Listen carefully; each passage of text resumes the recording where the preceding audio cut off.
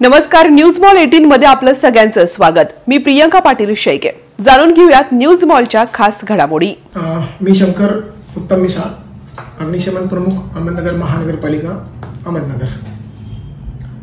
आज सकाळी jet space infrastructure private लिमिटेडची जी सायमिडास touch इमारत आहे, कमर्शियल बिल्डिंग G+3 जी इमारत आहे, त्या इमारतीला सकाळी आग लागली होती। त्या ठिकाणी जे वरती एक बँक होती HDBC की कुठली आय डोंट नो, मला एक्झॅक्ट आठवत नाहीये, पण HDB बँक म्हणून त्या बँकेमध्ये आग लागली होती। त्या बँकेमध्ये मोठ्या प्रमाणात फर्निचर, त्याच्यानंतर डॉक्युमेंट्स, फाईल्स वगैरे फर्निचर असल्यामुळे त्या ठिकाणी आग मोठ्या प्रमाणात स्प्रेडअप झाली। अग्निशमन विभागाला जसाच निरोप मिळाला तर अग्निशमन विभागाचे सावेडी, त्याचबरोबर माळीवाडा अग्निशमन केंद्र इथून 2 गाड्या, अशा 3 गाड्या त्या ठिकाणी घटनास्थळी तात्काळ रवाना होऊन सदरची आग ही अर्ध्या ते पाऊण तासामध्ये नियंत्रणात आणलेली आहे। परंतु सदर आगीमुळे जो काही स्मोक त्या ठिकाणी मोठ्या प्रमाणात धूर निर्माण झाला होता, त्याच्यामुळे खालच्या फ्लोअरला जे काही स्वास्तिक नेत्रालय आहे, मॅटर्निटी होम होतं, त्या ठिकाणच्या पेशंटला इमिजिएट त्या ठिकाणी एक पेशंट होतं, त्यांना आपण इव्हॅक्युएट करून बाहेर काढलेलं आहे। ऑफिसची वेळ सकाळी 10ची असल्यामुळे तिथं गर्दी नव्हती किंवा ऑफिसेसमध्ये कदाचित जर लोक असते तर त्यांच्या निदर्शनास येऊन त्या लवकर नियंत्रणात आणण्यात आली असती व होणारे नुकसानही टाळता आलं असतं। त्याचबरोबर सदरची जी इमारत आहे, त्या इमारतीला सन 2015 मध्ये अग्निशमन विभागातर्फे त्या ठिकाणी स्थायी अग्निशमन यंत्रणा बसविल्याच्या नंतर ना हरकत प्रमाणपत्र देण्यात आलेलं होतं। त्या ना हरकत प्रमाणपत्राचं संबंधित जे भोगवटदार आहेत त्यांनी 2016 पर्यंत त्याचं अग्निशमन विभागाकडे रिन्यू केलेलं होतं।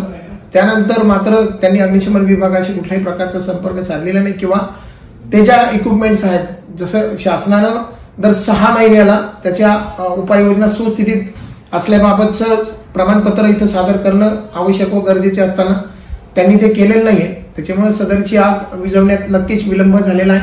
विलंब इन द सेन्स की त्या ठिकाणी जर ते स्थायी अग्निशमन यंत्रणा वापरण्यात आली असती तर निश्चित ती आग इतक्या मोठ्या प्रमाणात भडकली नसते। मॅडम, आर्थिक तडजोडीचा प्रश्न इथं कुठल्याही प्रकारचा उद्भवत नाही, कारण स्थायी अग्निशमन यंत्रणा असल्यानंतरच त्याची तपासणी केल्यानंतरच अग्निशमन विभागामार्फत त्या ठिकाणी इमारतीला ना हरकत प्रमाणपत्र प्रदान करण्यात येतं। त्याच्यामुळं ज्या काही इमारती आहेत शहरातल्या, जर आपण पाहिलं असेल की त्या इमारतीमध्ये जे लायसन्स होल्डर आहेत त्यांच्याकडनं त्या उपाययोजना बसवल्यानंतर स्थायी अग्निशमन विभाग त्या ठिकाणी जाऊन त्या ठिकाणी त्याची शहनिशा करून त्या ठिकाणी प्रत्यक्ष त्या स्थायी अग्निशमन यंत्रणेचं आम्ही टेस्टिंग घेऊनच त्यांना ती ना हरकत प्रमाणपत्र प्रदान करण्यात येतं। या ठिकाणी कुठल्याही प्रकारचा आर्थिक घेवाणदेवाणीचा प्रश्नच उद्भवत नाही। मॅडम, अग्निशमन विभागानं सदरची आग विझवण्यात विलंब केला असता किंवा त्या ठिकाणी जर वेळेच अग्निशमन विभाग जाऊन त्या ठिकाणी ती नियंत्रण नसती आणली तर कदाचित असं म्हणता आलं असतं की अग्निशमन विभागामुळे ती सदरची आग आटोक्यात आणण्यात उशीर झाला, परंतु वेळीच अग्निशमन विभागानं ती आग तात्काळ नियंत्रणात आणलेली आहे।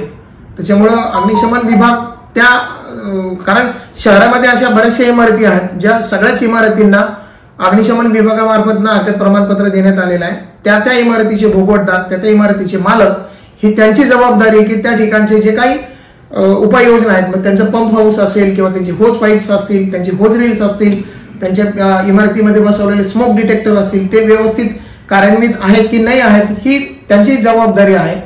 त्यांनी त्या ठिकाणी passive as well as active fire protection system ती कार्यान्वित आहे की नाही ही पाहिजे जबाबदारी ही त्यांची सर्वस्वी आहे।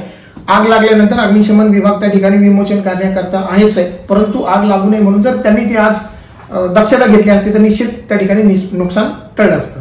ऑडिटची जबाबदारी कोणाची आहे यामध्ये? ऑडिट जे आहे, इमारतीचं ऑडिट, ज्यावेळेस अग्निशमन विभागाकडे एखादं प्रकरण येतं त्यावेळेस सदर इमारतीची पाहणी करून त्या इमारतीला स्थायी अग्निशमन यंत्रणेमार्फत काय काय उपाययोजना आवश्यक आहे as per national building code 2016 त्या प्रयोजनाच्या नुसार आम्ही त्यांना एक प्रोव्हिजनल देतो। त्यानंतर सदर इमारतीचे फायर ऑडिट करण्याची जबाबदारी गव्हर्नमेंटने जे लायसन्स होल्डर आहेत ही त्यांना नेमलेली आहे की ज्या इमारतींनी फायरचं NOC घेतलेलं नाही किंवा ज्यांना घ्यायचंय किंवा ज्या इमारतीमध्ये धोका निर्माण होईल अशा इमारती आहेत त्यांचं फायर ऑडिट करून लायसन्स एजन्सी मार्फत त्याचा अहवाल अग्निशमन विभागाला द्यावा, ज्याच्यानं अग्निशमन विभाग त्याच्यावरती पुढची कार्यवाही करेल। नाही मॅडम, या आजच्या जर दुर्घटना जर पाहिली तर या दुर्घटनेला महानगरपालिका किंवा अग्निशमन विभाग कुठल्याही प्रकारचा जबाबदार नाहीये, कारण सदर इमारत ही खाजगी मालकीची असून सदर खाजगी मालकांची ही त्यांची रिस्पॉन्सिबिलिटी आहे की सदर इमारतीची अग्निसुरक्षा यंत्रणा कार्यान्वित ठेवणे, त्याचबरोबर त्या ठिकाणी ज्या काही उपाययोजना केलेल्या आहेत ते वेळीत चालू आहेत नाही आहेत, ते जे भोगवटदार आहेत ही त्यांची रिस्पॉन्सिबिलिटी होती की त्यांनी ते पाहावं. त्याच्यानंतर जर आग विझवण्यामध्ये जर फायर ब्रिगेडने उशीर केला असता तर निश्चित तुम्ही फायर ब्रिगेडला दोष दिला असता तर ते ऍक्सेप्टेबल होतं. शहरातल्या गर्दीला वैतागले आहात? निवांत शांत निसर्गरम्य ठिकाणी जायचंय आणि तेही अगदी कमी अंतरावरती. चला तर मग शहरापासून फक्त 10 मिनिटाच्या अंतरावरती असणाऱ्या हॉटेल न्यू श्यामला एक वेळ अवश्य भेट द्या. Hotel new Shyam family restaurant, birthday party, kitty party, भिशी पार्टीच्या ऑर्डर स्वीकारल्या जातील. आमचा पत्ता नगर सोलापूर रोड, वाळुंज. शहरापासून 10 मिनिटाच्या अंतरावरती veg non veg family restaurant hotel new Shyam. एक वेळ अवश्य भेट द्या.